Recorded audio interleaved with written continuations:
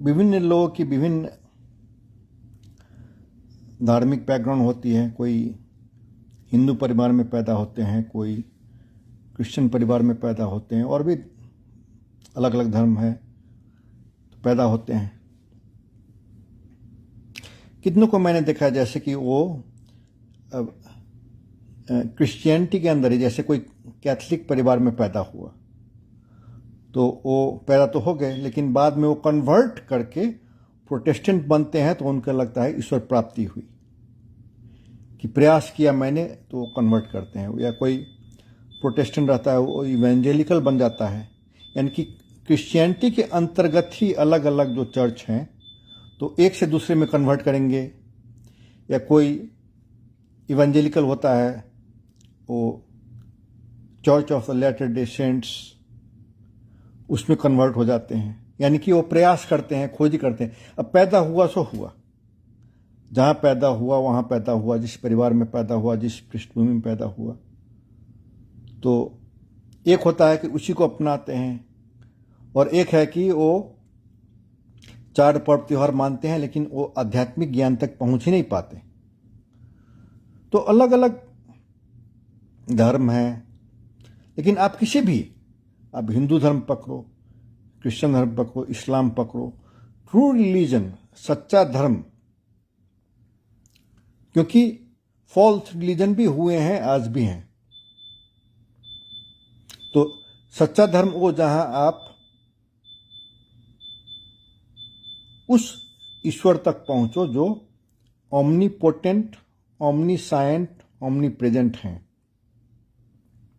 सच्चा धर्म में आप किसी भी धर्म में जाओ तो सच्चा धर्म में वो उस ईश्वर से साक्षात्कार होती है। आज धरती पर ढेर सारे लोग हैं जो ईश्वर को मानते ही नहीं, कहते ईश्वर है ही नहीं।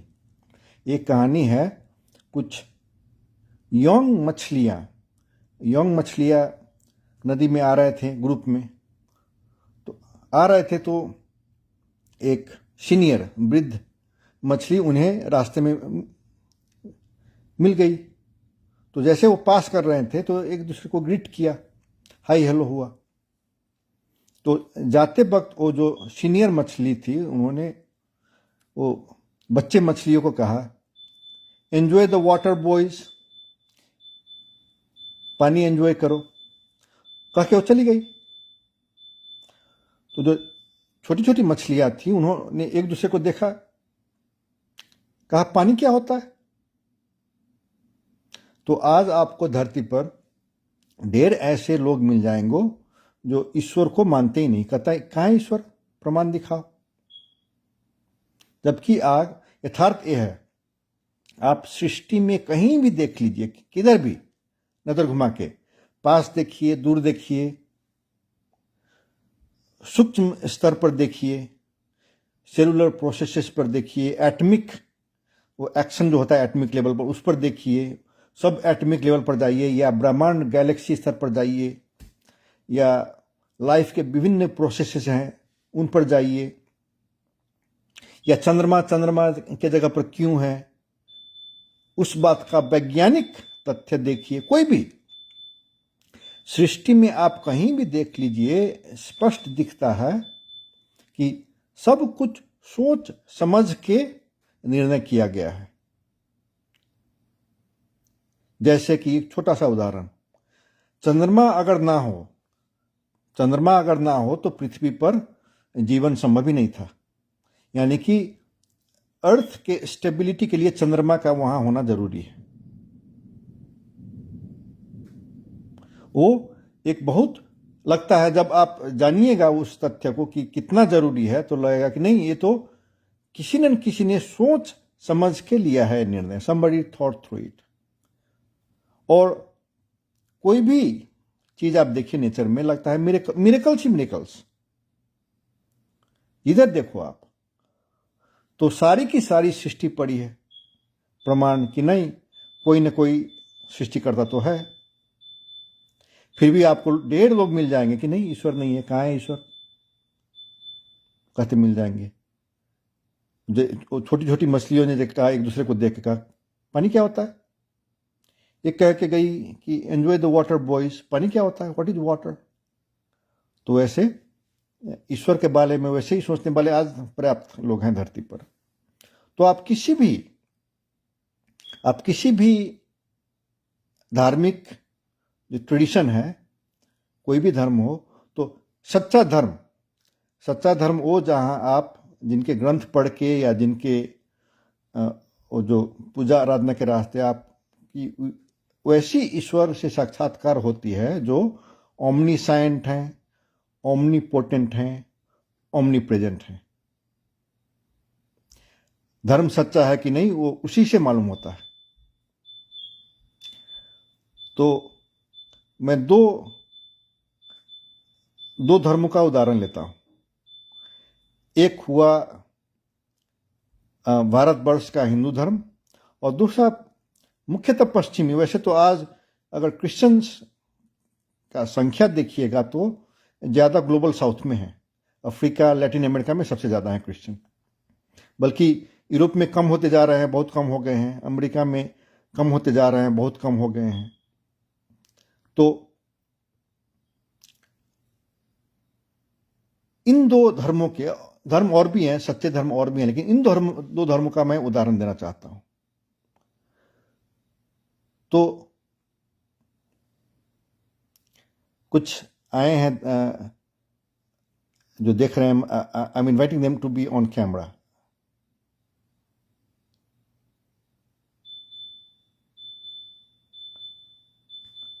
अगर अच्छा ठीक है, तो मान लो क्रिश्चियन धर्म का लो, तो आपने बाइबल उठाई, बाइबल पढ़ना शुरू किया और चर्च को गए और लोगों से मिले, तो सब देख रहे हैं कि आराधना कर रहे हैं गॉड इज वन, यानी कि ईश्वर एक है, ठीक। लेकिन कर रहे हैं वो God is one but that God is a Trinity, Holy Father, Holy Son, Holy Spirit. तो लोग असमंजस में पड़ जाते हैं कि बहुत लोगों को ये समझने में दिक्कत होता है, क्रिश्चियंस को भी और हिंदू को भी। जैसे कि होली फादर भगवान विष्णु हैं, जिन्हें हिंदू कहते हैं भगवान विष्णु, वही होली फादर क्रिश्चियन के समझ में होली फादर है। होली सन जिसे कहते हैं क्रिश्चियन, वो हिंदू उन्हें कहते हैं ब्रह्मा। बाइबल का सबसे प्रख्यात पुस्तक है गॉस्पेल ऑफ जॉन। उस पुस्तक के प्रथम दफा में आप देख लीजिए, लिखा हुआ है जीसस सृष्टिकर्ता, creator of heaven and earth. किसी भी हिंदू को आप पूछिएगा कि कौन है वो, आपके समझ में सृष्टिकर्ता कौन, स्वर्ग और धरती बनाने वाले कौन, तो कहेंगे ब्रह्मा। यानी कि जिस तरह भगवान विष्णु के मानव अवतार राम, कृष्ण, बुद्ध, कल्कि, उसी तरह ब्रह्मा के मानव अवतार जीसस, यीशु। तो और होली स्पिरिट जिसे कहते हैं क्रिश्चियन होली स्पिरिट, और मान्यता है क्रिश्चियनिटी में कि सारी की सारी Bible was inspired by the Holi Spirit. तो होली स्पिरिट कौन, जिसे हिंदू कहते हैं शिव, महादेव, उसे क्रिश्चियन कहते हैं होली स्पिरिट। तो यानी कि बाइबल के वास्तविक लेखक शिव जी। अलग अलग कालखंड में अलग अलग लोगों ने लिखा, कहीं कहता है ये पॉल ने लिखा, कहीं मोजेस ने लिखा, कहीं इसने लिखा, उसने लिखा। तो अलग अलग कालखंड में अलग अलग, कहीं किंग डेविड ने लिखा, लेकिन all of them were inspired by the Holi spirit, यानी कि शिवा, महादेव। तो गॉड इज वन कहते हैं, लेकिन that God is a Trinity. लेकिन फिर उन्हीं क्रिश्चियन को ये समझ में नहीं आता कि जिसे वो होली फादर कर रहे हैं उसी को हिंदू विष्णु कह रहे हैं, जिसे क्रिश्चियन कह रहे हैं होली सन उसी को हिंदू कह रहे हैं ब्रह्मा, जिसे क्रिश्चियन कह रहे हैं होली स्पिरिट उसी को हिंदू कह रहे हैं महादेवा। तो और क्रिएटर होली सन मानव अवतार में धरती पर आ गए, ये बात मालूम है क्रिश्चियनिटी में। लेकिन होली फादर यानी कि विष्णु के मानव अवतार भी पहले आ चुके हैं, बहुतों बार आ चुके हैं। राम बन के आ चुके हैं, कृष्ण बन के आ चुके हैं, बुद्ध बन के आ चुके हैं, कल्कि बन के आए हैं। तो ये सब समझ में नहीं आती। यानी कि होली सन ब्रह्मा आ सकते हैं धरती पर मानव अवतार में, लेकिन विष्णु होली फादर नहीं आ सकते हैं। अजीब गणित हुआ। तो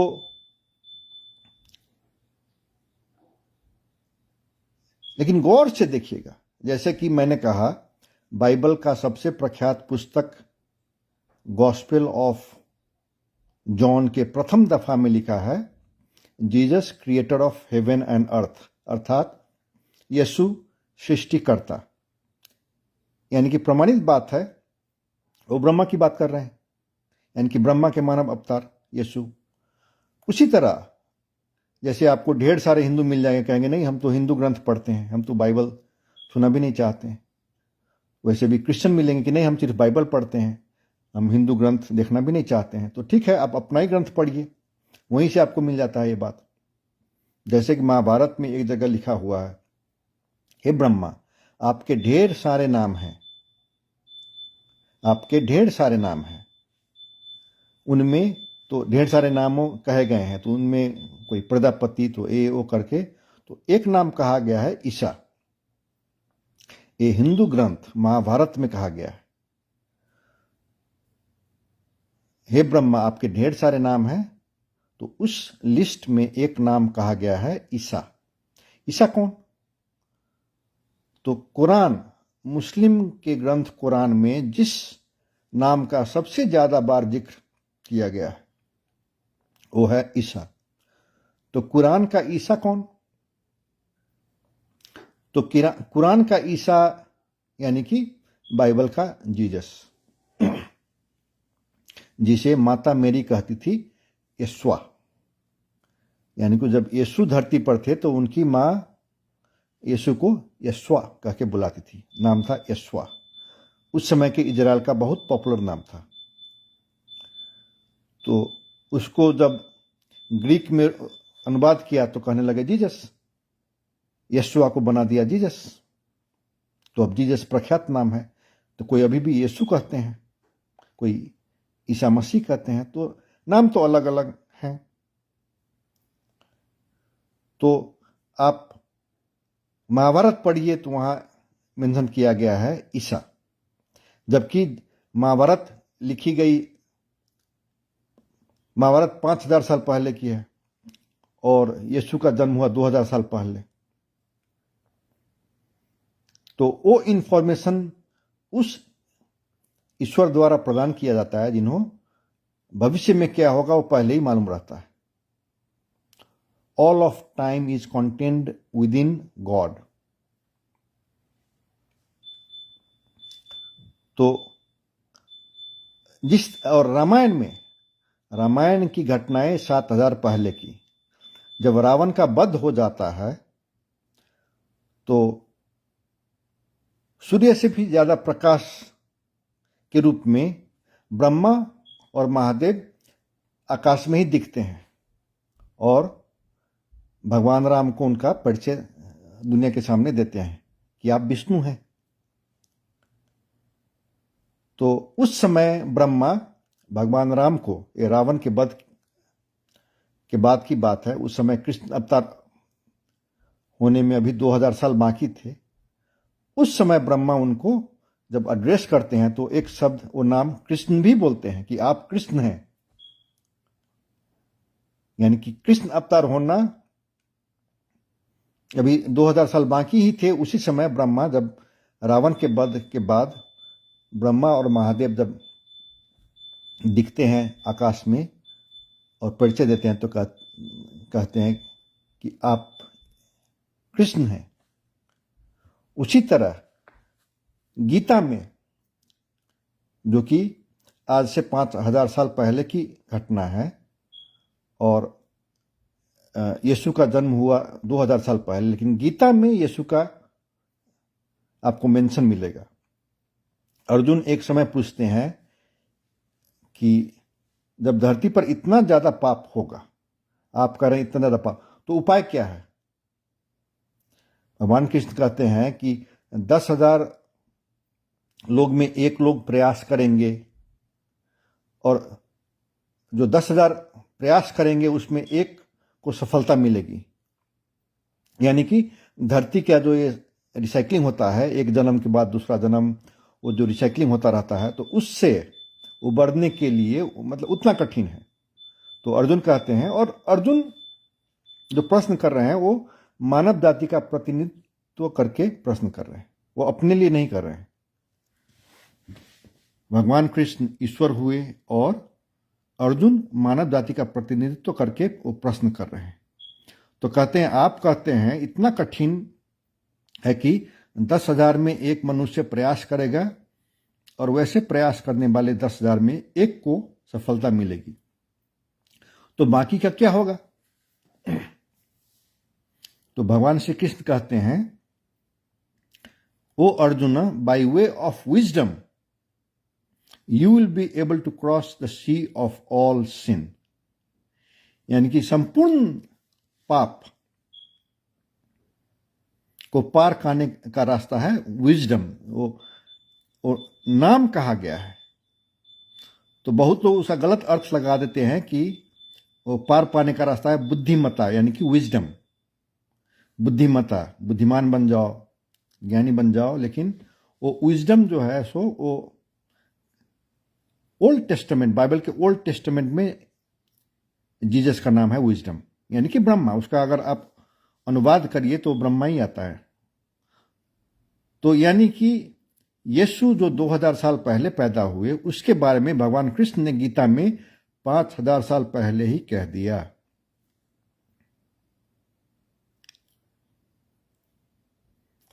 तो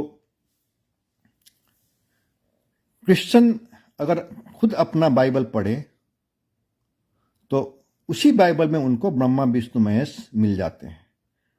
क्रिश्चियन अगर अपना बाइबल पढ़े तो उसी बाइबल में उनको कलयुग, सतयुग सब मिल जाता है। और जो क्रिश्चियन का बाइबल है, जिसका जो ओल्ड टेस्टामेंट, पुरानी बाइबल कहते हैं, वो पुराना बाइबल ही तो यहूदी का बाइबल है। तो यहूदी और क्रिश्चियन दोनों उसी किताब की बात कर रहे हैं, बाइबल। और जो कुरान है उसमें बाइबल के ढेर सारे कहानियां कुरान में भी कहे गए हैं, फिर से रिपीट किए गए हैं। तो जिस तरह अगर क्रिश्चियन बाइबल पढ़ें तो उन्हें वहीं पर ब्रह्मा विष्णु महेश मिल जाते हैं, स्पष्ट लिखा हुआ है। जैसे कि यहूदी जूइश पीपल हजारों साल से, मतलब 4000 साल, हजारों साल से एक मसीहा का इंतजार कर रहे हैं। तो वो जो मसीहा है, उनका बाइबल का एक बुक ऑफ आइजेया है, कोई भी पढ़ सकते हैं। उसमें लिखा हुआ है स्पष्ट, मसीहा आएगा कैसा होगा। तो उसमें लिखा हुआ है, वो मसीहा सारे पृथ्वी का एक राजा होगा। अभी तक हुआ है दुनिया में कभी? सारे पृथ्वी का एक राजा अभी दुनिया के इतिहास में हुआ है? नहीं हुआ है। तो यहूदी जो जिस मसीहा का इंतजार कर रहे हैं, वो सारे दुनिया के अकेले एक राजा होंगे, कहा गया है। और दुनिया के कोने कोने में उनके राज में समृद्धि रहेगी, यानी कि गरीबी कहीं भी नहीं रहेगी। युद्ध आउट ऑफ फैशन हो चुका होगा, यानी कि युद्ध होना ही बंद हो जाएगा, ऐसा कहा गया है। तो वो जो मसीहा है, सारे पृथ्वी का एक राजा, दुनिया के कोने कोने में समृद्धि लावे, ये सब यीशु ने पूरा किया? नहीं ना किया। तो इसलिए यहूदी आज 2000 साल बाद भी यीशु को अपना मसीहा, बहुप्रतीक्षित मसीहा नहीं मानते हैं कि हमें जिस मसीहा का इंतजार था वो यीशु नहीं था। लेकिन उसी बुक ऑफ आइजेया को क्रिश्चियन पढ़ते हैं और वो कहते हैं देखो यहां पर ये जो भविष्यवाणियां हैं ये यीशु में पूरी हो गए, इसलिए वो मसीहा थे। तो सेम बुक ऑफ आइजेया को यहूदी पढ़ते हैं और कहते हैं देखो यीशु हमारा मसीहा नहीं था, जिस मसीहा का हमें इंतजार है वो अभी आए ही नहीं है, भविष्य में आएंगे, ऐसा कहते हैं। और उसी बुक ऑफ आइजेया, बाइबल एक पुस्तक नहीं कि एक पुस्तकालय है, उसमें ढेर सारे पुस्तकें हैं, तो उसमें एक पुस्तक है बुक ऑफ आइजेया। तो उसी बुक ऑफ आइजेया को पढ़ के क्रिश्चियन उसमें यीशु ढूंढ लेते हैं और उसी बुक ऑफ आइजेया को पढ़ के यहूदी कहते हैं नहीं, हमारा जो मसीहा है वो यीशु नहीं था। उसमें हमें कोई कंफ्यूजन नहीं है, क्योंकि जो चीज वो लोग 2000 साल पहले कह रहे थे वो अभी भी कह रहे हैं कि हमें जिस मसीहा का इंतजार है वो अभी आए नहीं है, आगे आएंगे। जब ईश्वर ने प्रॉमिस किया है तो नहीं आएंगे, ऐसा संभव ही नहीं है। तो मजे की बात यह है कि जिस मसीहा का यहूदी इंतजार कर रहे हैं, आप दुनिया के किसी क्रिश्चियन चर्च में चले जाइए, किसी भी देश में किसी भी क्रिश्चियन चर्च में जाइए, रविवार को सर्विस अटेंड करिए, एक प्रार्थना करते करते हैं। वो क्या प्रार्थना है? तो कहते हैं ईश्वर को कहते हैं, और ये यीशु को नहीं कर रहे हैं। जब 2000 साल पहले यीशु के शिष्यों ने पूछा कि तो ठीक है हमें सिखाओ ईश्वर की प्रार्थना कैसे करते हैं, तो यीशु ने सिखाया, ऐसे करते हैं, बोलो thy kingdom come, thy will be done on earth as in heaven. यानी कि हे ईश्वर, धरती पर तेरा प्रत्यक्ष शासन चाहिए। यानी कि जो सबसे प्रख्यात क्रिश्चियन प्रार्थना है उसमें ईश्वर को कह रहे हैं कि ईश्वर धरती पर आइए और प्रत्यक्ष शासन करिए। तो अब गौर करिए बात कि जिस मसीहा का यहूदी इंतजार कर रहे हैं, राइट, उनके बुक ऑफ आइजेया में कहा गया है मसीहा कौन? तो आएगा, सारे पृथ्वी का राजा बनेगा, जो कि अभी दुनिया के इतिहास में हुआ ही नहीं है। और जब होगा तो किसी से छुपी बात नहीं रहेगी। आज मोदी जी इंडिया के प्रधानमंत्री हैं, सब जानते हैं। बाइडेन अमेरिका का राष्ट्रपति है, सब जानते हैं। तो सिर्फ एक देश हुआ, इंडिया एक देश, अमेरिका एक देश। अगर सारे पृथ्वी का कोई एक राजा बन जाएगा तो एक किसी से छुपी बात तो नहीं रहेगी, ये तो जग जाहिर बात रहेगी। तो यहूदी वैसे मसीहा का इंतजार कर रहे हैं और दुनिया भर के क्रिश्चियन उसी के लिए प्रार्थना कर रहे हैं, thy kingdom come, thy will be done on earth as in heaven. यानी कि हे ईश्वर, धरती पर तेरा प्रत्यक्ष शासन चाहिए। और वो प्रार्थना यीशु ने सिखाया, लेकिन वो एड्रेस यीशु को नहीं किया गया। वो ईश्वर यानी कि होली फादर यानी कि विष्णु, वो भगवान विष्णु को प्रार्थना कर रहे हैं 2000 साल से। 2000 साल से दुनिया के प्रत्येक चर्च में प्रत्येक रविवार को ये प्रार्थना करते आए हैं। तो क्रिश्चियन ट्रेडिशन में वैसे पहले कब हुआ?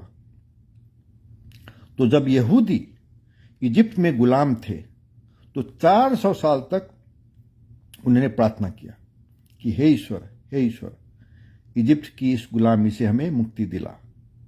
400 साल तब उनकी प्रार्थना सुनी गई।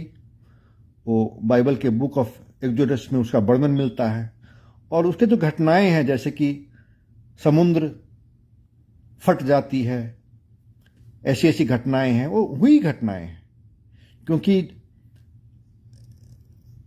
यहूदियों का सबसे फेमस त्योहार है, वो उसी पर आधारित है। पासओवर जो कहते हैं वो उसी इजिप्ट की कहानी पर आधारित जो है, वो जनरेशन आफ्टर जनरेशन वो चार्ट मनाते आ रहे हैं। उससे प्रमाणित होता है वो हुई घटनाएं हैं। जैसे कि रावण का वध हुआ, उस पर हिंदू त्योहार मना रहे हैं अभी तक। यानी कि रावण का वध हुआ, वो हुई घटना है, वो कोई फिक्शन नहीं है। तो गौर करने वाली बात यह है कि यहूदी जिस मसीहा का इंतजार कर रहे हैं हजारों साल से, 4000 से ज्यादा साल से, क्रिश्चियन भी उसी का इंतजार कर रहे हैं। वो कह रहे हैं होली फादर भगवान विष्णु को कि हे ईश्वर, धरती पर आके प्रत्यक्ष शासन कर। तो अब गौर करिए, जिस भगवान विष्णु को कह रहे हैं कि आइए धरती पर शासन करिए, उस भगवान विष्णु ने धरती पर शासन किया है पहले? किसी हिंदू को पूछिएगा कि भगवान विष्णु ने धरती पर राजा बन के शासन किया है पहले कभी? सब हिंदू को मालूम है। ऑफ कोर्स भगवान राम अयोध्या में राजा थे, उसको राम राज्य कहा जाता है, मतलब आइडियल किंग बन के शासन किया।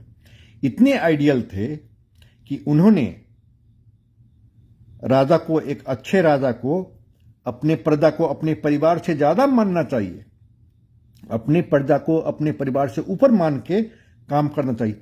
इस बात को प्रमाणित करने के लिए, इस बात को स्थापित करने के लिए सीता जी को दूसरी बार वनवास जाना पड़ा। कितना कठिन निर्णय था, इतना कठिन निर्णय था कि आज 7000 साल हो गए, लेकिन अभी भी बहुत सारे ऐसे लोग मिल जाएंगे आपको जो समझ ही नहीं पाते हैं कि हम कहते हैं मर्यादा पुरुषोत्तम राम हैं, आइडियल मैन, लेकिन उन्होंने अपनी ही पत्नी के साथ कैसे इतना बड़ा अन्याय कर दिया, ऐसा कहते हैं लोग। तो सीता जी का रोल इतना कठिन था कि खुद लक्ष्मी माता को वो रोल निभाने धरती पर मानव अवतार में आना पड़ा। वो कठिन रोल था, लेकिन वो जरूरी था कि वो दोनों जानते हैं, मानव अवतार में आने से पहले से जानते थे, दौरान जाने, उसके बाद जाने, तो दोनों मानव अवतार में आए थे और ये स्थापित कर दिया कि एक अच्छे राजा को अपने प्रजा को अपने परिवार से ज्यादा मानना चाहिए। और उसी बात को स्थापित, उस राजधर्म को स्थापित करने के लिए सीता जी को दूसरी बार वनवास जाना पड़ा। एक सामान्य नागरिक, एक धोबी जिसने गलत बोला, उसकी बात में कोई तथ्य नहीं था, वैसी बातों पर सिर्फ ये स्थापित करने के लिए कि एक अच्छे राजा को अपने परिवार से ज्यादा अपने प्रजा को मानना चाहिए। तो जिस मसीहा का यहूदी इंतजार कर रहे हैं, सारे पृथ्वी के एक राजा, जिसके लिए दुनिया भर के क्रिश्चियन प्रत्येक इतबार, आप किसी भी चर्च में जाइए, ये प्रार्थना करते करते हैं, और भी करते हैं, और भी ढेर सारे हिम्स होते हैं और भी प्रेयर्स होते हैं, लेकिन ये सबसे प्रख्यात प्रेयर है। किसी भी दुनिया के किसी चर्च में जाइए, ये प्रार्थना करते करते हैं, thy kingdom come, thy will be done on earth as in heaven. तो कह रहे हैं भगवान विष्णु को, क्रिश्चियन उन्हें कहते हैं होली फादर, हिंदू कहते हैं भगवान विष्णु। तो भगवान विष्णु को कह रहे हैं कि हे भगवान, धरती पर आके प्रत्यक्ष शासन कर। तो भगवान विष्णु ये पहले कर चुके हैं। राजा राम अयोध्या के, जब राम अवतार बन के धरती पर आए तो अयोध्या में शासन किया। अब इंतजार है कि सारे पृथ्वी के एक राजा, यहूदी वही कह रहे हैं, क्रिश्चियन वही कह रहे हैं, हिंदू क्या कह रहे हैं? तो हिंदू ग्रंथ में व्यग्र इंतजार है। आप, और ये 5000 साल पुरानी ग्रंथ हैं। आपको भविष्य पुराण कब का? 5000 साल पुराना, महाभारत 5000 साल पुराना, रामायण 7000 साल पुराना। तो भविष्य पुराण और विभिन्न पुराणों में ये मिलते हैं। कहा गया है भगवान विष्णु के जिस तरह राम अवतार आए, कृष्ण अवतार आए, बुद्ध अवतार आए, उसी तरह 10वां अवतार कौन? कल्कि अवतार। यानी कि भगवान कल्कि आएंगे। और गीता में गीता का सबसे फेमस लाइन क्या है, जो महाभारत टेली सीरियल दिखाते थे, अभी भी ऑनलाइन है, तो किससे शुरू करते थे? यदा यदा ही धर्मस्य ग्लानिर्भवति भारत, यानी कि जब जब धर्म का नाश होगा मैं धर्म की पुनर्स्थापना हेतु युग युग में आऊंगा। राइट? त्रेता युग में आए भगवान राम, द्वापर युग में आए भगवान कृष्ण। उसी तरह ये बहुत स्थापित मान्यता है कि कलयुग, अभी ये घोर कलयुग चल रहा है। इतना मतलब पाप देख लीजिए। तो धर्म के पुनर्स्थापना हेतु भगवान कल की आएंगे, इस बात का इंतजार हिंदुओं को है। यानी कि कलयुग में आने का मतलब क्या हुआ? युग परिवर्तन। कलयुग में आके, घोर कलयुग में आके धर्म की पुनर्स्थापना करना, वो यही हुआ कि कलयुग समाप्त करिए और उसके बाद सत्ययुग शुरू करिए। तो भगवान कल्कि का काम वही है कि आवे, कलयुग समाप्त करें और सत्ययुग शुरू करें। हिंदू यही मानते हैं। तो अब नाउ कनेक्ट द डॉट्स। यहूदी कह रहे हैं, वो 4000 साल से इंतजार कर रहे हैं कि एक आएंगे मसीहा, सारे पृथ्वी के एक राजा होंगे और वो उनके राज में दुनिया के कोने कोने में समृद्धि रहेगी, यानी कि गरीबी कहीं रहेगी ही नहीं, अभाव कहीं रहेगी ही नहीं, और युद्ध आउट ऑफ फैशन हो जाएगा। युद्ध होने की आवश्यकता ही नहीं रह जाएगी, ऐसे राजा। तो यहूदी कह रहे हैं। क्रिश्चियन प्रार्थना कर रहे हैं कि हे ईश्वर, धरती पर तेरा प्रत्यक्ष शासन चाहिए, यानी कि वे भी उन्हीं का इंतजार कर रहे हैं। हिंदू को पूछिए, कहेंगे भगवान कल की आएंगे, कलयुग समाप्त करेंगे, सत्ययुग शुरू करेंगे, यानी कि धर्म की पुनर्स्थापना करेंगे। वो हिंदू कह रहे हैं। और उनके पास एक नाम भी है, भगवान कल की। तो राम तो नाम ही था, भगवान राम का नाम राम। कृष्ण नाम ही था, लेकिन भगवान बुद्ध तो टाइटल था। नाम था उनका सिद्धार्थ गौतम, लेकिन हम कहते हैं भगवान बुद्ध, तो टाइटल था। उसी तरह भगवान कल की एक टाइटल है। भगवान बुद्ध जिस तरह एक टाइटल था, भगवान कल की टाइटल है। भगवान कल की वो जो कलयुग को समाप्त कर दे। तो कल्कि शब्द का प्रयोग सिर्फ हिंदू ग्रंथों में है, लेकिन आप if you connect the dots, आप समझ जाएंगे कि क्रिश्चियन तो स्पेसिफिकली होली फादर को कह रहे हैं कि हे ईश्वर, होली फादर यानी कि भगवान विष्णु, कि हे ईश्वर, धरती पर आ और प्रत्यक्ष शासन कर। तो आप हिंदू को पूछिएगा कि अगर भगवान विष्णु अब आएंगे तो उनका नाम क्या होगा, वो कौन होंगे? कहेंगे ना, वो तो कल्कि होंगे। जब भगवान विष्णु अब मानव अवतार में आएंगे तो वो कल्कि रहेंगे। यानी कि क्रिश्चियन जो प्रार्थना करते हैं प्रत्येक चर्च में 2000 साल से करते आ रहे हैं, वो भगवान कल्कि का ही इंतजार कर रहे हैं।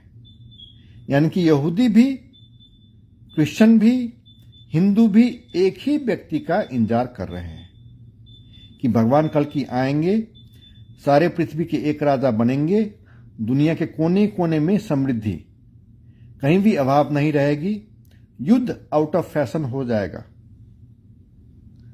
और ये बात आपको बाइबल के बुक ऑफ आइजेया में पढ़ सकते हैं।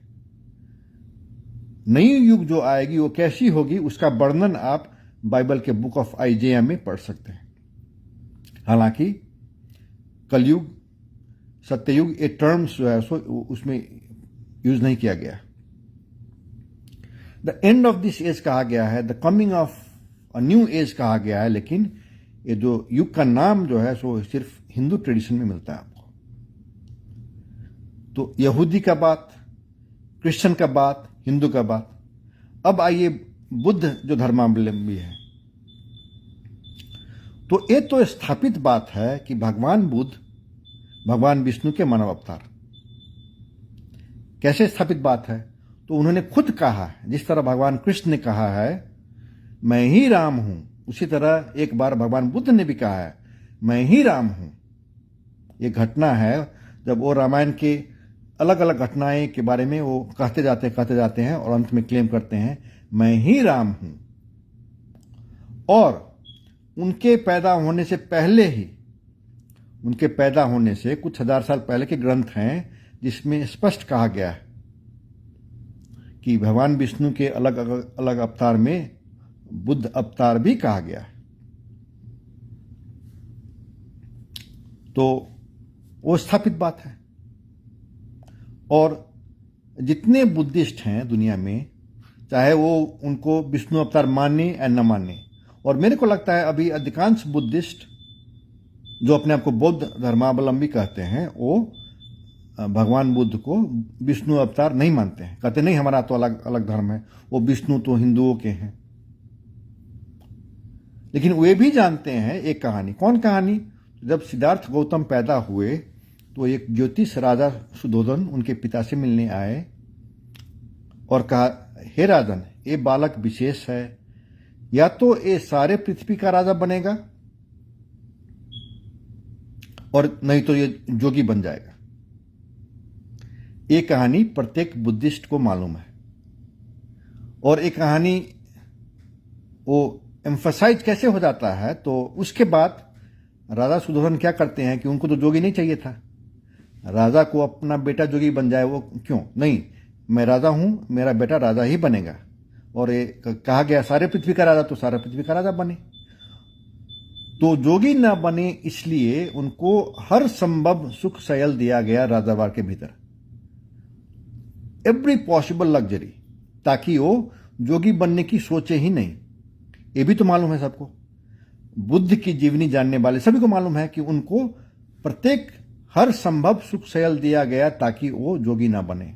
यानी कि बुद्धिस्ट जानते हैं कि उनके बारे में, बालक सिद्धार्थ गौतम के बारे में ये कहा गया कि या तो ये सारे पृथ्वी का राजा बनेगा, नहीं तो ये जोगी बन जाएगा।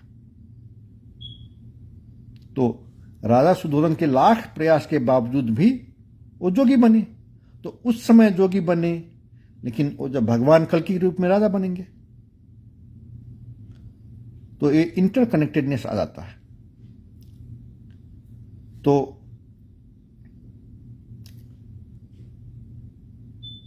यहूदी का बहुप्रतीक्षित मसीहा, क्रिश्चियन जिन्हें कह रहे हैं कि हे ईश्वर, धरती पर तेरा प्रत्यक्ष शासन चाहिए, हिंदुओं का इंतजार कि भगवान विष्णु जिस तरह राम कृष्ण बुद्ध बन के आए, कल्कि बन के आएंगे, कलयुग समाप्त करेंगे। बुद्धिस्ट जो भगवान बुद्ध के बारे में कहा गया कि या तो ये सारे पृथ्वी का राजा बनेगा, न तो जोगी बन जाएगा, तो 2500 साल पहले जोगी बने, अब कल्कि के रूप में राजा बनेंगे। अब लेट्स टैकल इस्लाम। तो इस्लाम में कहा गया है गॉड इज वन। तो क्रिश्चियन भी तो वही कहते हैं, गॉड इज वन, ईश्वर एक हैं। होली ट्रिनिटी की बात करते हैं, Holi Father, Holy Son, Holy spirit. Holi father Vishnu, Holi सन ब्रह्मा, होली स्पिरिट शिवा। लेकिन कहते हैं ईश्वर इज, गॉड इज वन। तो क्रिश्चियन भी कह रहे हैं गॉड इज वन, मुसलमान भी कह रहे हैं गॉड इज वन। और हिंदू के बारे में कंफ्यूजन कहां से आ जाता है? तो जिन्हें क्रिश्चियंस कहते हैं एंजल्स, राइट? एंजल्स का मतलब एक दूसरा लोक है, स्वर्ग, जहां भी रहते हैं एंजल्स। तो उनकी इंटेलिजेंस, उनकी शक्ति मनुष्य की तुलना में, उनकी नॉलेज और पावर बहुत ज्यादा, ईश्वर के जितना तो नहीं लेकिन बहुत ज्यादा, राइट? तो उसी को तो हिंदू कहते हैं देवी देवता।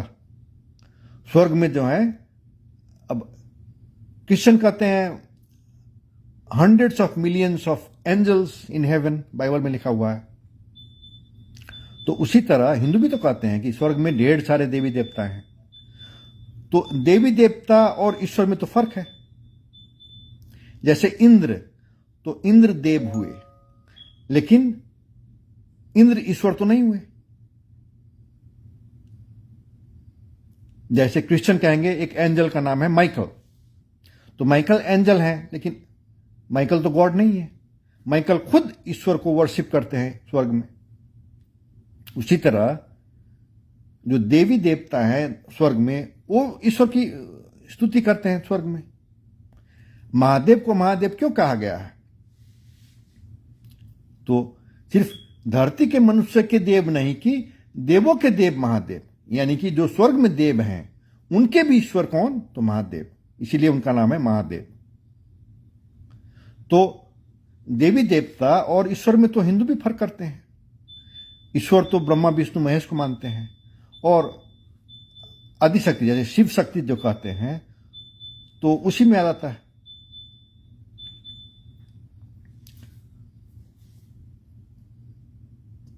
तो गौर से देखिए तो वो भी तो वही कर रहे हैं, गॉड इज वन। क्रिश्चियन कह रहे हैं गॉड इज वन, मुसलमान कह रहे हैं गॉड इज वन, हिंदू भी तो उसी ट्रिनिटी की बात कर रहे हैं। परमात्मा, परम आत्मा, वो तो देवी देवता के बारे में ऐसे नहीं बोलते हैं।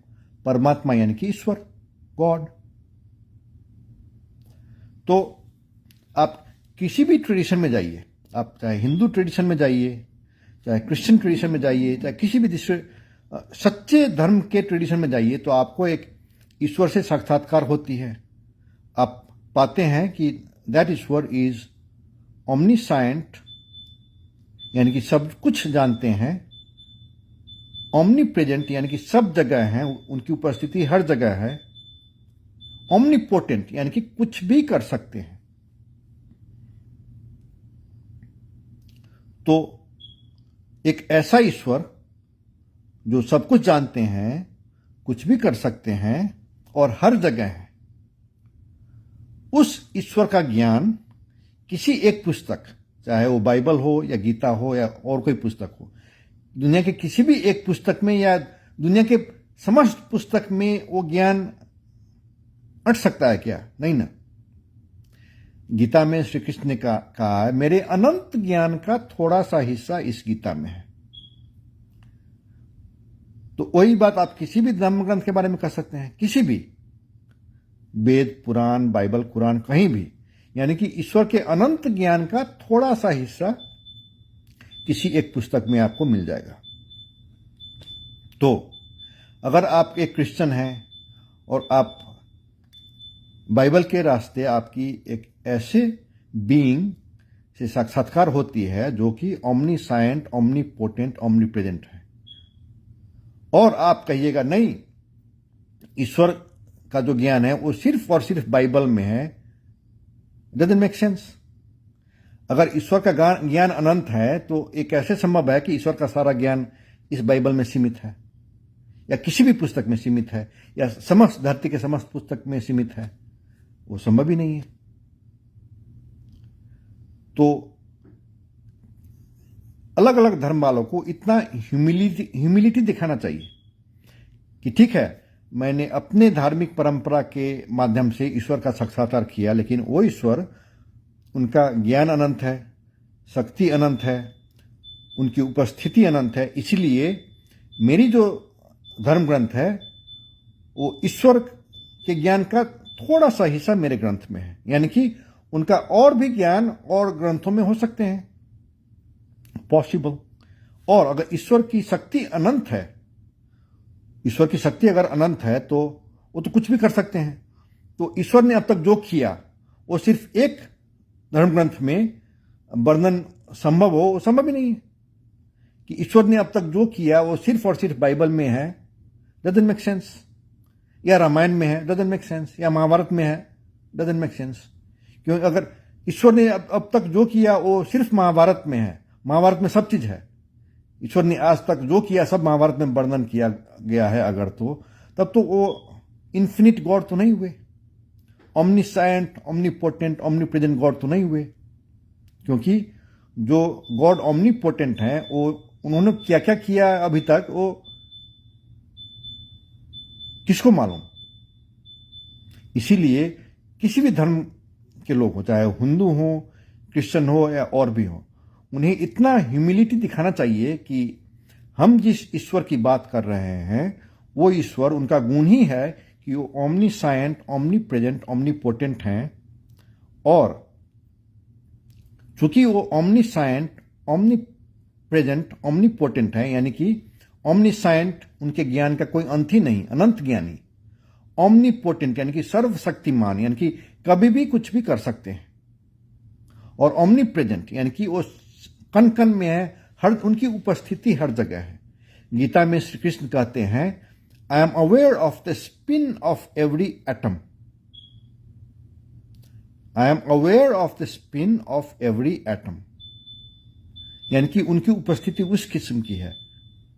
तो एक ऐसा ईश्वर जो ओमनीसाइंट, ओमनीपोटेंट, ओमनीप्रेजेंट है, उस ईश्वर का अनंत ज्ञान किसी एक किताब, चाहे वो गीता हो या बाइबल हो या और कोई पुस्तक हो या वेद हो, उस ईश्वर का समस्त ज्ञान किसी एक किताब में अट जाए, संभव भी नहीं है। इसीलिए आप कोई भी धार्मिक ग्रंथ पढ़ें तो ये मान के पढ़ें कि ईश्वर के अनंत ज्ञान का थोड़ा सा हिस्सा इस ग्रंथ में होगा, और उसी ईश्वर का थोड़ा और ज्ञान किसी और ग्रंथ में भी हो सकते हैं। तो वो ह्यूमिलिटी दिखाना जरूरी है। ये नहीं कि सिर्फ और सिर्फ मेरे ग्रंथ में ईश्वर का सारा ज्ञान है। अगर आपने वो कहा तो आपका ईश्वर वो अनंत ईश्वर तो नहीं है। That is not a God that is ओमनीसाइंट, omnipotent, omnipresent, but because God in every true religion का वो मापक ही वही है, स्टैंडर्ड ही वही है। How do know if it is religion is true और फॉल्स? तो ट्रू रिलीजन में एक ऐसे ईश्वर का वर्णन मिलता है जो कि ओमनीसाइंट, ओमनीपोटेंट, ओमनीप्रेजेंट है। और दुनिया के इतिहास में ढेर सारे फॉल्स रिलीजन्स हुए हैं, अभी भी हैं। तो how do know, how do differentiate कि ये सच्चा धर्म है, ये फॉल्स रिलीजन है, ये ट्रू रिलीजन है? How? Well, you differentiate that if you meet this being, this supreme being, Paramatma, that is omniscient, omnipotent, omnipresent, तो वो सच्चा धर्म हुआ।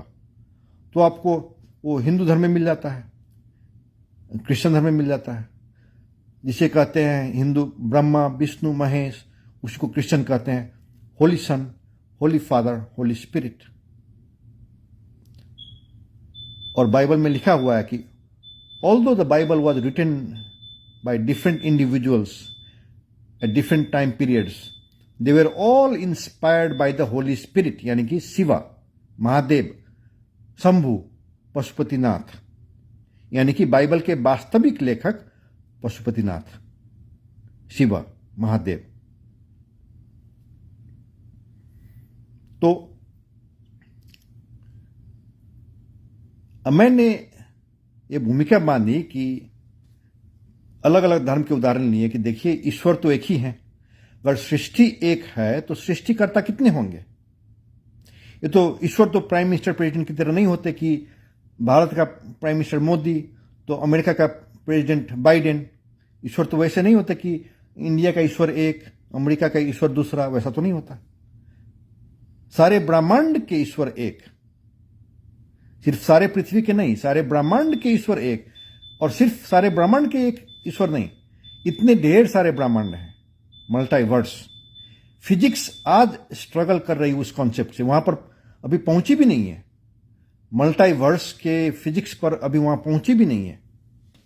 लेकिन आपको हजारों साल पुराने धर्म ग्रंथों में मल्टीवर्स की कॉन्सेप्ट मिल जाती है। आपने पोस्टर देखा होगा, महाविष्णु, भगवान विष्णु ऐसे लेटे हुए हैं और उनके सामने में अलग अलग ब्रह्मांड दिख रहे हैं। वो विजुअलाइजेशन आपने शायद देखा होगा। तो मल्टीवर्स का कॉन्सेप्ट है, वो हिंदू धर्म ग्रंथों में हजारों साल पहले लिखा हुआ। जैसे कि कहते हैं कुछ लोग, फिजिक्स ने बिग बैंग थ्योरी जो है कि universe, how did the universe start, right? तो ये बिग बैंग थ्योरी 200 साल भी नहीं हुए, लेकिन that the universe was created, ये तो आपको हिंदू धर्म ग्रंथों में भी मिलते हैं, बाइबल में भी मिलते हैं कि there was a point when the universe started. तो मैं दो चार बातें मैं स्थापित करना चाह रहा था कि एक बात है कि गॉड इज वन। आप अलग अलग धार्मिक ट्रेडिशंस के हों, आपके धर्म ग्रंथ अलग हों, लेकिन अगर आपका धर्म सच्चा है तो आप उसी ईश्वर की बात कर रहे हैं जो कि दूसरे सच्चे धर्म के लोग भी कर रहे हैं।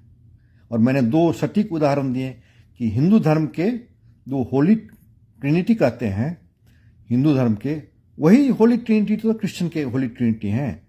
क्रिश्चियन कहते हैं होली फादर, उन्हीं को हिंदू कहते हैं विष्णु। क्रिश्चियन कहते हैं होली सन, उसी को हिंदू कहते हैं ब्रह्मा। क्रिश्चियन कहते हैं होली स्पिरिट, उसी को हिंदू कहते हैं शिवा, महादेव, शंभु, पशुपतिनाथ। तो गॉड इज वन। और उसके बाद मैं ये कह रहा था कि हजारों साल से यहूदी इंतजार कर रहे हैं कि एक मसीहा आएंगे, वो सारे पृथ्वी के एक राजा होंगे, जो अभी तक हुआ ही नहीं है। दुनिया के इतिहास में कोई एक व्यक्ति हुआ है जो कि सारे पृथ्वी का राजा बना? हुआ ही नहीं। तो यहूदी एक मसीहा का इंतजार कर रहे हैं, 4000 साल से ज्यादा हो गए वो इंतजार कर रहे हैं कि एक मसीहा आएंगे, सारे पृथ्वी के एक राजा बनेंगे और उनके शासन में गरीबी कहीं नहीं रहेगी, दुनिया के कोने कोने में समृद्धि रहेगी, अभाव समाप्त हो जाएगी। तो उस डिस्क्रिप्शन के मसीहा का वो लोग इंतजार कर रहे हैं। यही कारण है उन लोगों ने 2000 साल पहले यीशु को रिजेक्ट किया कि नहीं, ये हमारा मसीहा नहीं है। उनको इंतजार था एक राजा का, और जब यीशु लटके सूली पर तो उनके नाम पर कोई प्रॉपर्टी नहीं था, no property to his name. तो उनका कहना था यार हमें तो एक राजा का इंतजार था, ये तो फकीर निकला। तो 2000 साल पहले रिजेक्ट किया, उसके बाद भी। तो क्या है कि उनका जो मसीहा है, स्पष्ट लिखा हुआ है उनके धर्म ग्रंथ में, सारे पृथ्वी के एक राजा। तो वो यहूदी हुए। क्रिश्चियन प्रत्येक चर्च में प्रत्येक इतवार को प्रार्थना करते हैं कि हे ईश्वर, और वो होली फादर विष्णु को कह रहे हैं कि हे ईश्वर, धरती पर आकर प्रत्यक्ष शासन कर। वो भगवान विष्णु को प्रार्थना कर रहे हैं 2000 साल से। किसने सिखाया कि ऐसे प्रार्थना करो? यीशु ने सिखाया 2000 साल पहले। तो यहूदी जिसका इंतजार कर रहे हैं, क्रिश्चियंस भी उन्हीं का इंतजार कर रहे हैं। और हिंदू को पूछिए, हिंदू भी तो उन्हीं का इंतजार कर रहे हैं कि भगवान विष्णु आएंगे कल की अवतार में। यानी कि क्रिश्चियन कह रहे हैं कि हे ईश्वर, हे भगवान विष्णु, धरती पर आके प्रत्यक्ष शासन कर। तो हिंदू भी तो उन्हीं का इंतजार कर रहे हैं कि हे भगवान विष्णु, हमें मालूम है आप आएंगे कल की अवतार में, धर्म की पुनर्स्थापना करेंगे। तो जिनका इंतजार यहूदी कर रहे हैं, उन्हीं का इंतजार क्रिश्चियन कर रहे हैं, और उन्हीं का इंतजार हिंदू कर रहे हैं।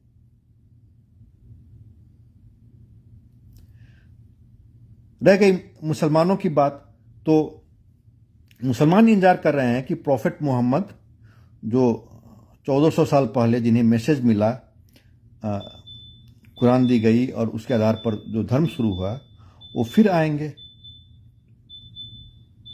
तो वो प्रॉफेट मोहम्मद आ गए हैं, वो अभी धरती पर हैं।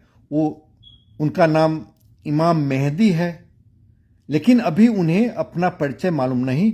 ईश्वर सही वक्त पर उन्हें अपना परिचय दे देंगे, और वो इमाम मेहदी भगवान कल्कि का प्रत्यक्ष नेतृत्व एकदम सक्रिय रूप से स्वीकार करेंगे। तो दुनिया भर के मुसलमान उस इमाम मेहदी के रास्ते भगवान की कल्कि तक ही पहुंचेंगे।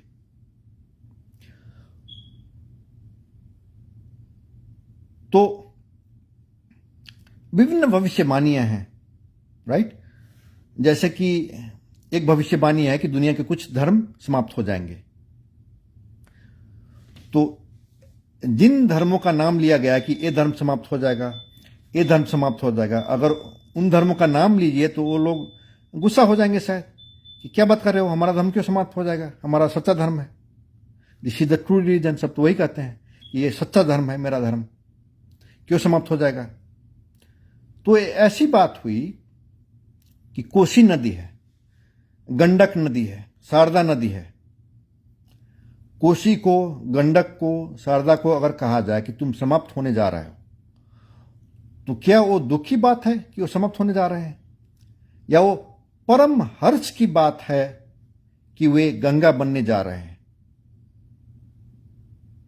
दूसरा उदाहरण, एक दूसरा भविष्यवाणी है कि या तो मोदी जी या उनके बाद वाले, कोई कहते हैं योगी जी होंगे, कोई कहते कोई दूसरा, कोई भी हो, वो भारत लोकतांत्रिक देश, चुनाव कराएंगे, कोई होंगे, तो कहा गया कि मोदी या उनके बाद वाले भारत के अंतिम प्रधानमंत्री होंगे। तो कुछ लोग चिंतित हो जाते हैं कि इसका क्या मतलब, मोदी जी या योगी जी अगर भारत के अंतिम प्रधानमंत्री होंगे तो उसके बाद क्या हो जाएगा, भारत समाप्त हो जाएगा क्या? तो चलिए बात करते हैं भारत के प्रथम प्रधानमंत्री के बारे में। भारत के प्रथम प्रधानमंत्री कौन? पंडित नेहरू। तो पंडित नेहरू को कहते हैं प्रथम प्रधानमंत्री, तो उसका क्या मतलब होता है? उससे पहले भारत नहीं था क्या? नेहरू जी से पहले भारत नहीं था? कहां था भारत? तो वहीं पर था।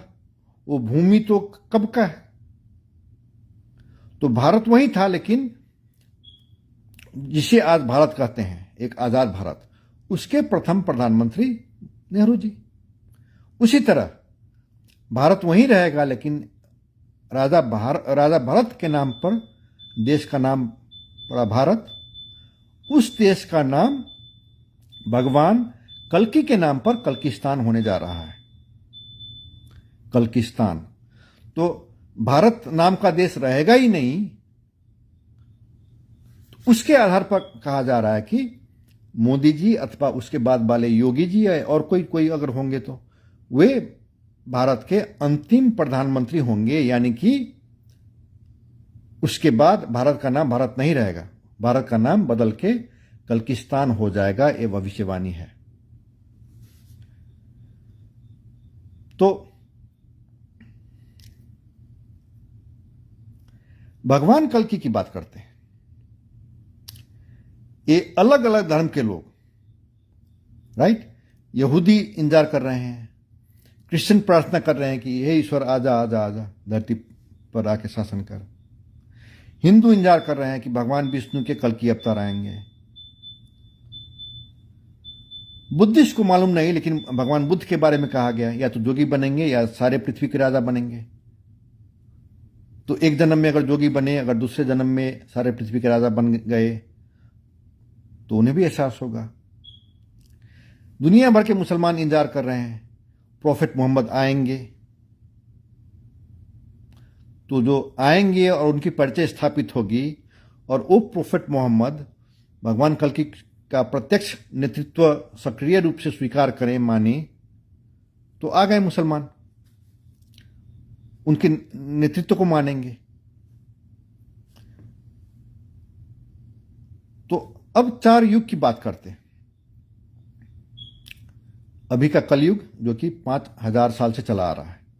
भगवान कृष्ण के वापस बैकुंठ लोक जाने के बाद कलयुग शुरू हुआ, वो 5000 साल से ज्यादा हो गया, 5500 साल लगभग, उससे ज्यादा। तो इस के बारे में मैंने अमेरिका में न्यूयॉर्क से कैलिफोर्निया तक कुछ 100 अलग अलग मंदिरों को फोन पर बात किया।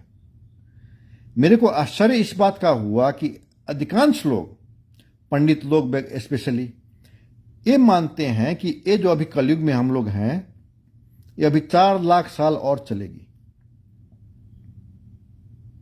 यानी कि भगवान कल्कि का आने का टाइम अभी हुआ ही नहीं है, वो 4 लाख साल बाद आएंगे।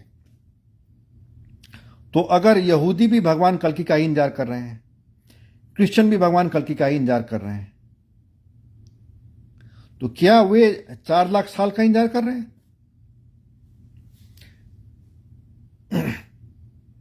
किसी भी धर्म ग्रंथ में जो ज्ञान है, उस ज्ञान का स्रोत ईश्वर।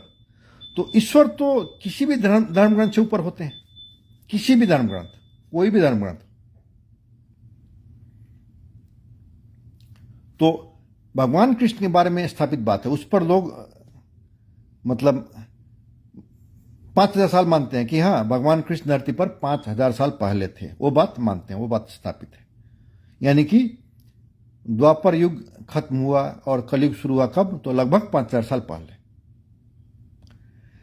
भगवान राम का बर्थ चार्ट हमारे पास है आज। उस बर्थ चार्ट को जब नासा अपनी जो सॉफ्टवेयर है वो एस्ट्रोनॉमी का, नाइट स्काई का, तो अपने सॉफ्टवेयर में वो डालती है, तो उन्हें नहीं कहा जाता कि इसका बर्थ चार्ट है, उन्हें कहता है एक बर्थ चार्ट है, ये अपने सॉफ्टवेयर में डाल के देखो ये कब का है। उनका परिचय खोले बगैर वो बर्थ चार्ट जब दिया जाता है तो नासा के सॉफ्टवेयर से निकलता है कि भगवान राम लगभग 7,000 साल पहले धरती पर थे। तो कब थे, वो त्रेता युग के समाप्ति के समय थे। यानी कि त्रेता युग, द्वापर युग लगभग 2,000 साल चला, तो द्वापर युग 2,000 साल चला, कलयुग 5500 साल हो गए, तो स्वाभाविक है कि एक युग कुछ हजार साल चलती है और चारों युग बराबर लेंथ के नहीं होते, कुछ युग थोड़ा छोटे होते हैं, कुछ ज्यादा लंबे होते हैं। तो भगवान राम के बर्थ चार्ट के आधार पर हम ये स्थापित करते हैं कि भगवान राम धरती पर त्रेता युग में लगभग 7,000 साल पहले थे। तो त्रेता युग की घटना 7,000 साल पहले भगवान राम, द्वापर युग की घटना भगवान कृष्ण 5,000 साल पहले, कलयुग 5500 साल से ज्यादा हो गए। लेकिन अभी ये कहना कि एक कलयुग अभी 4 लाख साल और चलेगी, डजंट मेक सेंस। ये तो ऐसे हुआ कि गर्मी 3 महीना, उसके बाद पतझड़ मौसम 3 महीना, उसके बाद जाड़ा 3 महीना, लेकिन ये बसंत ऋतु अभी 20 साल चलेगी, ऐसे कहना हुआ, डजंट मेक सेंस।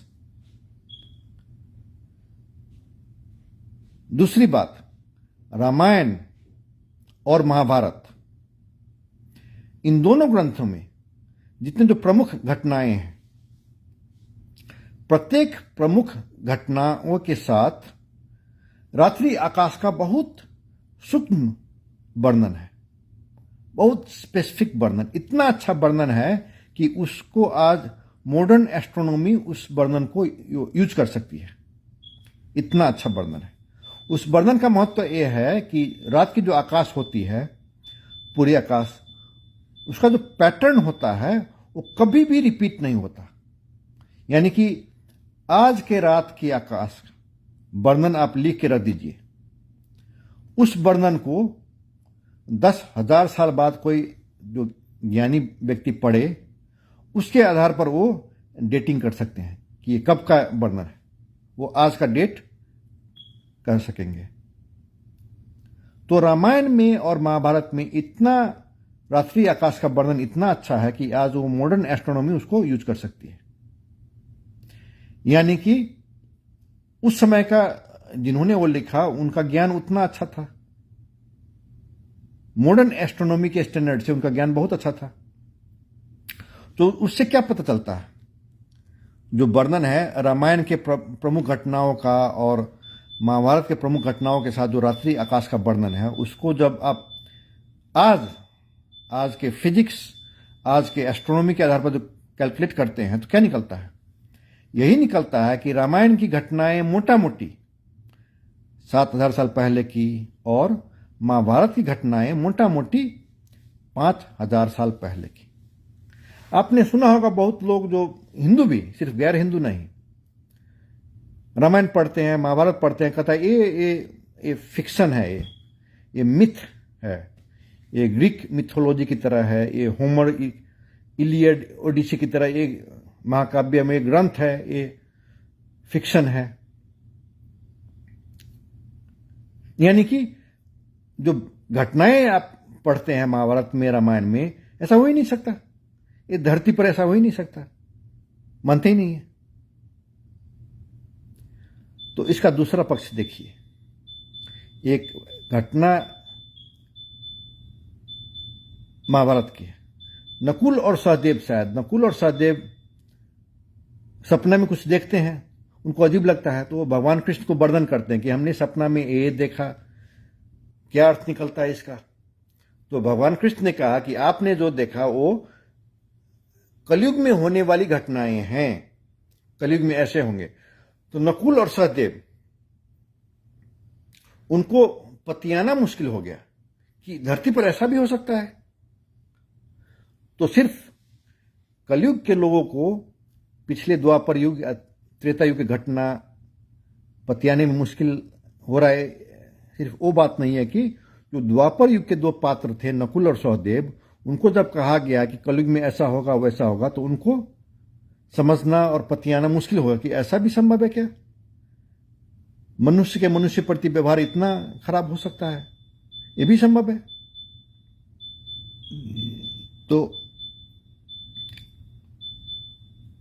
वही घटनाएं हैं Ramayana Mahabharata, these are events that happened. वही है कि युग ही अलग था, द्वापर युग अलग था, त्रेता युग अलग था, सत्य युग तो और दूर की बात है। तो अब इस कलयुग की बात करते हैं। सद्गुरु ने एक वीडियो में कहा है कि भगवान बुद्ध ने अपने शिष्यों को जो ज्ञान दिया, वो सत्य युग में शिव जी ने अपने जो सप्तऋषि थे उनके शिष्य, उनको जो ज्ञान दिया उसके तुलना में भगवान बुद्ध द्वारा दिए ज्ञान 100 भाग का 1 भाग भी नहीं है। तो कुछ लोग उसको गलत समझ लेते हैं, कहते हैं इसका मतलब हुआ भगवान बुद्ध के तुलना में शिव जी 100 गुना ज्यादा ज्ञानी। नहीं, शिव जी अनंत ज्ञानी, 100 गुना ज्यादा नहीं कि अनंत ज्ञानी, वो तो है। लेकिन भगवान बुद्ध ने जो दिया वो इसलिए दिया, कम इसलिए दिया कि एक चाय के कप में कोई अगर 1 बाल्टी पानी डालने का प्रयास करे तो मूर्ख कहलाएंगे। तो भगवान बुद्ध मूर्ख नहीं थे। क्या होता है कि कलयुग में लोगों की क्षमता ही कम हो जाती है, आध्यात्मिक ज्ञान की क्षमता कम हो जाती है, और भी ज्ञान की क्षमता कम हो जाती है, मुख्य रूप से आध्यात्मिक ज्ञान की। तो राइटिंग, जो आधुनिक राइटिंग है, उसका आविष्कार ही इसलिए हुआ कि लोग ये फील करने लगे कि वो they are getting dumber and dumber. तो उन्हें लगा कि अरे हमारा जो ज्ञान है, हमारे जो ग्रंथ हैं वो तो गायब हो जाएंगे, नहीं तो वो लोग ओरली ही पास कर देते थे। बड़े बड़े काव्य, बड़े बड़े ज्ञान के ग्रंथ वो ओरल ट्रेडिशन से ही एक पीढ़ी से दूसरी पीढ़ी तक वो पास कर देते थे। लेकिन जब उन्हें लगा, जब कलयुग शुरू हुआ और उन्हें लगा कि नहीं, हम तो अब वो क्षमता ही नहीं रह गया, हम लोग अब नहीं कर सकते हैं, तो एक पीढ़ी से दूसरे पीढ़ी तक ले जाने का तरीका एक क्या हुआ, राइटिंग। तो जो आधुनिक राइटिंग है उसका आविष्कार इसलिए नहीं हुआ कि मनुष्य प्रगति करते करते इस मुकाम तक पहुंच गया कि उसने राइटिंग का आविष्कार कर लिया, बल्कि ये हुआ कि मनुष्य की क्षमता में कमी आ गई। तो जो पीढ़ी दर पीढ़ी हजारों साल से चली आ रही ज्ञान थी, तो उस ज्ञान को अगले पीढ़ी तक ले जाने का एकमात्र रास्ता राइटिंग, लेखन। तो लेखन का आविष्कार हुआ वो कलयुग शुरू होने के बाद, जब मनुष्य की क्षमता घटने लगी उस समय। तो कलयुग में मनुष्य क्या क्षमता ही कम रहता है। इसीलिए इस कलयुग में, यानी कि पिछले 5000 साल 5500 साल के भीतर जितने धर्म पैदा हुए हैं, उनका आध्यात्मिक ज्ञान बाय डेफिनेशन कम ही रहेगा, क्योंकि मनुष्य की लेने की क्षमता ही कम है। आप एक चाय के कप में 1 चाय कप बराबर पानी ही ना डालिएगा कि 1 बाल्टी पानी डाल दीजिएगा उसमें। तो भगवान बुद्ध ने जो अपने शिष्यों को ज्ञान दिया, उसके बारे में जो सद्गुरु कहते हैं कि शिव जी द्वारा अपने शिष्यों को दिए ज्ञान की तुलना में 100 भाग का 1 भाग। तो वो इसलिए कि भगवान बुद्ध जानते थे कि उनके शिष्यों का क्षमता ही कम है, तो जितना क्षमता है उतना दिया जाएगा। वही ये कलयुग समाप्त हो जाती है तो फिर क्षमता बढ़ जाएगी, लोगों की आध्यात्मिक ज्ञान की क्षमता बढ़ जाएगी, तब वो ज़्यादा लेने की क्षमता हो जाने के बाद उनको ज़्यादा दी जाएगी, दे विल गेट मोर। तो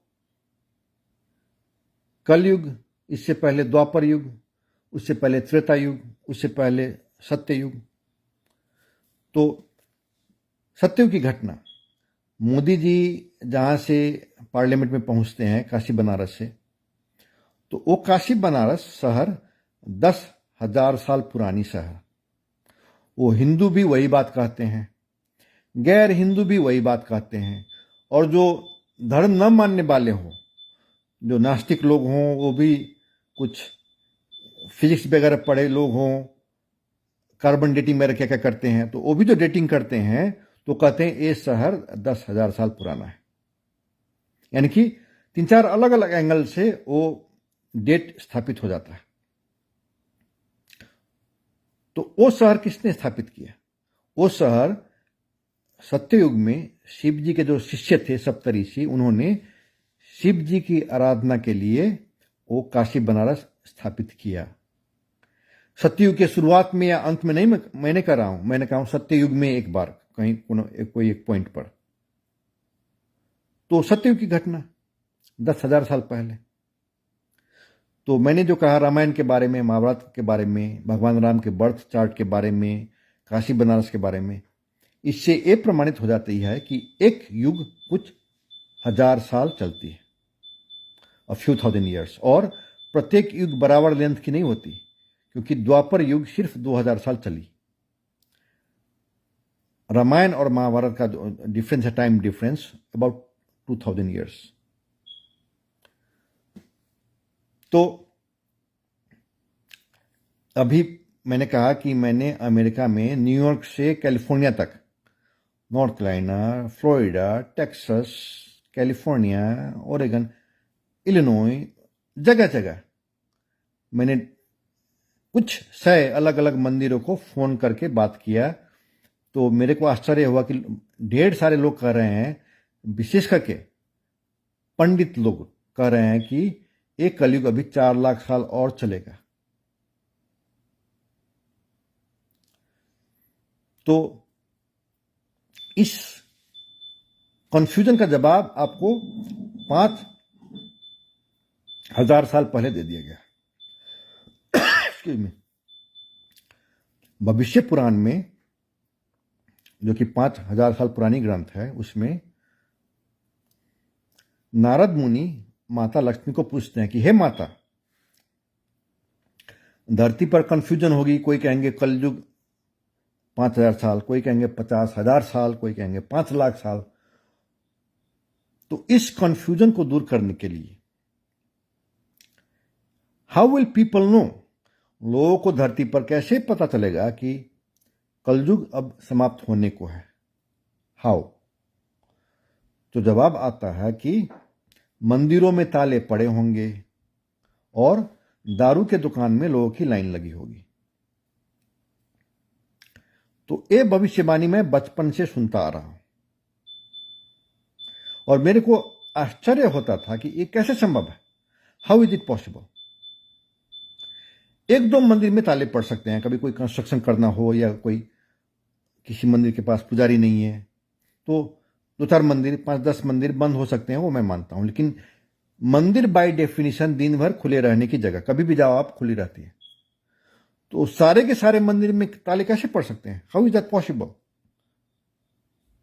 लेकिन कोरोना महामारी के समय सोशल डिस्टेंसिंग के नाम पर वही तो हुआ, मंदिरों में ताले पड़े थे और दारू के दुकान में लोगों की लाइन लगी थी। तो चूंकि वो 5,000 साल पुरानी भविष्यवाणी पूरी हो गई, तो ये 5,000 साल पुरानी धर्म ग्रंथ भविष्य पुराण के आधार पर लोगों को मानना चाहिए कि अब कलयुग समाप्ति का क्षण निकट है। It's about time. 5500 साल से ज्यादा हो गए। द्वापर युग सिर्फ 2000 साल चले, कलयुग 5500 साल हो गए। तो कलयुग समाप्ति का क्षण निकट है। अब आइए भगवान कल्कि पर। तो भगवान कल्कि के बारे में अलग अलग भविष्यवाणियां हैं। 12 तो स्पष्ट खिंचा हुआ भविष्यवाणी है। सबसे प्रख्यात भविष्यवाणी है कि वो संभल में पैदा होंगे।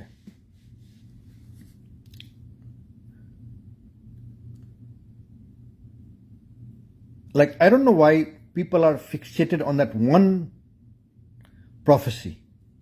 अगर 12 भविष्यवाणी है तो 12 की बात करिए, आप एक ही की बात क्यों कर रहे हैं?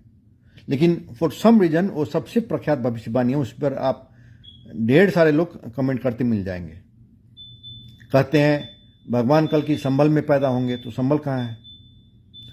कोई कहते हैं उड़ीसा में है, और उड़ीसा में है एक संभल है, और उस संभल में लोग भगवान कल्कि का मंदिर भी बना चुके हैं, पूजा अर्चा कर शुरू कर दिए हुए हैं। दूसरा संभल उत्तर प्रदेश में है, और भी हैं 5-6, और मेरे को लगता है एक कम से कम 1 दर्जन होंगे। एक है मिथिलांचल के शंकराचार्य, तो उनका एक वीडियो है इंटरनेट पर, यूट्यूब पर, उसमें वो कहते मिलेंगे कि लोग कहते हैं वो संभल उड़ीसा में है, वो उड़ीसा में नहीं है, वो उत्तर प्रदेश में। वो शंकराचार्य कह रहे हैं। लाइक 4 शंकराचार्य होते हैं। Hindus don't have a pope, but Shankaracharya is considered the closest thing to a pope that a Hindu has. तो संभल, लेकिन भगवान कल्कि के बारे में जो कहा गया कि वो संभल में पैदा होंगे, तो शहर नहीं कहा गया, वो गांव नहीं कहा गया, वो देश कहा गया है। संभल यानी कि शंभू का देश, पशुपतिनाथ का देश, अर्थात नेपाल। तो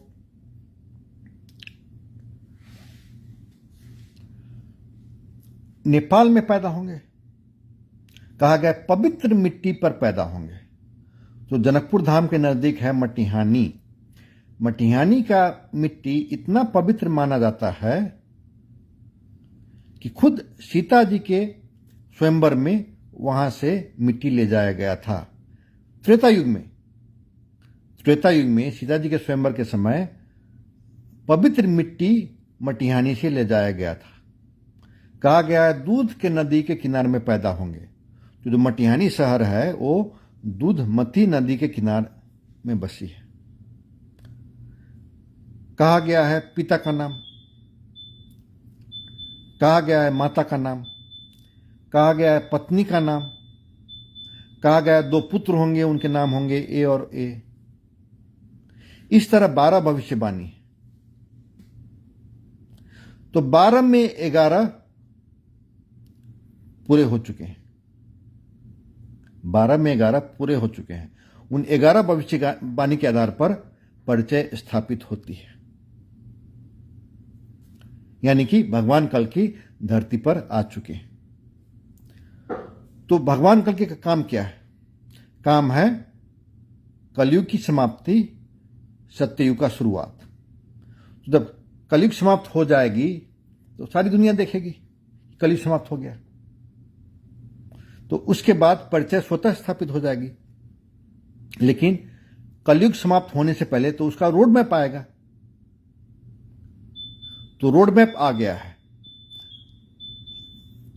एक पुस्तक के रूप में आया है। उस पुस्तक का नाम है द कल्किस्ट मैनिफेस्टो, यानी कि भगवान विष्णु के 10वें अवतार धरती पर अभी हैं और उनकी परिचय स्थापित होती है। उनके बारे में 12 अलग अलग भविष्यवाणियां हैं, 11 उनमें पूरे हो गए हैं। सबसे महत्वपूर्ण बात है जो कलयुग समाप्ति की बात है। तो कलयुग समाप्त करने का जो रोड मैप है एक विचार के रूप में, एक पुस्तक के रूप में अब मार्केट में उपलब्ध है। अमेजन इंडिया में कोई भी जाके खरीद सकते हैं। द कल्किस्ट मैनिफेस्टो मेरे को लगता है भारतीय रुपया 500 से कम है। कोई भी जाके ऑर्डर कर सकते हैं और देख सकते हैं कि रोड मैप क्या है, और उस पर बहस कर सकते हैं कि मेरे को लगता है इस रास्ते कलयुग समाप्त हो जाएगा, अर्थात मेरे को लगता है, और मेरे को लगता है इस रास्ते कलयुग समाप्त नहीं होगा। तो आप बहस करिए, it's in the public domain.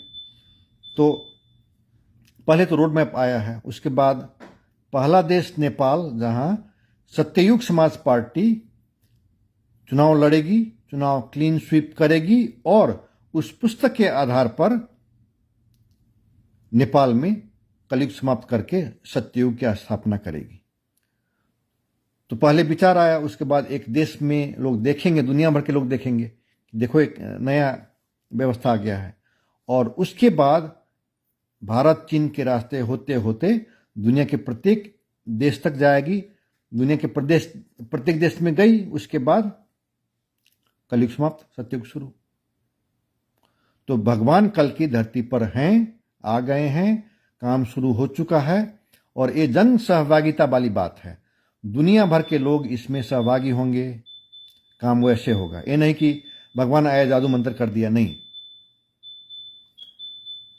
भगवान आके व्यापक जन सहभागिता। अब चुनाव लड़ने की बात हो रही है। सत्ययुग समाज पार्टी नेपाल में चुनाव लड़ेगी, क्लीन स्वीप करेगी। तो जिस मसीहा का यहूदी को इंतजार है आज 4000 साल से, वो है भगवान कल की। जिस ईश्वर को दुनिया के प्रत्येक चर्च में प्रत्येक रविवार को प्रार्थना करते हैं कि हे ईश्वर, धरती पर तेरा प्रत्यक्ष शासन चाहिए, वो है भगवान कल की। जिनका नेतृत्व स्वीकार करने के लिए पैगंबर मोहम्मद वापस आ गए हैं, इमाम मेहदी हैं, अभी उन्हें अपना सच्चा परिचय नहीं मालूम, सही समय पर ईश्वर उन्हें अपना सच्चा परिचय दे देंगे। और जिनका नेतृत्व वो पैगंबर मोहम्मद अर्थात इमाम मेहदी मानेंगे, वो है भगवान कल की। जिस भगवान बुद्ध के बारे में कहा गया है, या तो ये जोगी बनेगा या तो सारे पृथ्वी का राजा, तो 2500 साल पहले जोगी बने, इस बार राजा बनेंगे, वो है भगवान कल की। जिस भगवान विष्णु के 10वें अवतार का इंतजार सारे हिंदुओं को है, वो है भगवान कल की। राजा राम सिर्फ अयोध्या के राजा थे, राजा कल की सारे पृथ्वी के राजा होंगे। कलयुग समाप्त होगी नेपाल में 10 साल के अंदर, भारत में 20 साल के अंदर। और जब सत्ययुग आएगी, वो सत्ययुग कुछ हजार साल तक चलेगी। तो विभिन्न एंगल से देखिए तो अभी बात यह है कि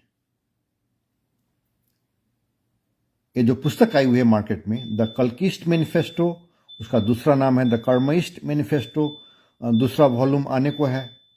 जो प्रथम वॉल्यूम है वो मार्केट में है, अमेजन इंडिया पर जाके कोई भी खरीद सकते हैं।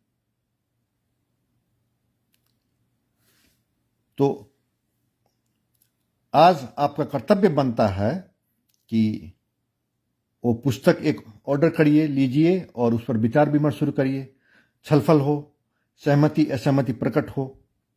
और उस पुस्तक में कहा गया है डिस्क्रिप्शन में कि अगर कोई ये प्रमाणित कर दे कि इस रास्ते कलयुग समाप्त नहीं होगा, तो उसको 1 लाख रुपया पुरस्कार घोषणा किया गया है।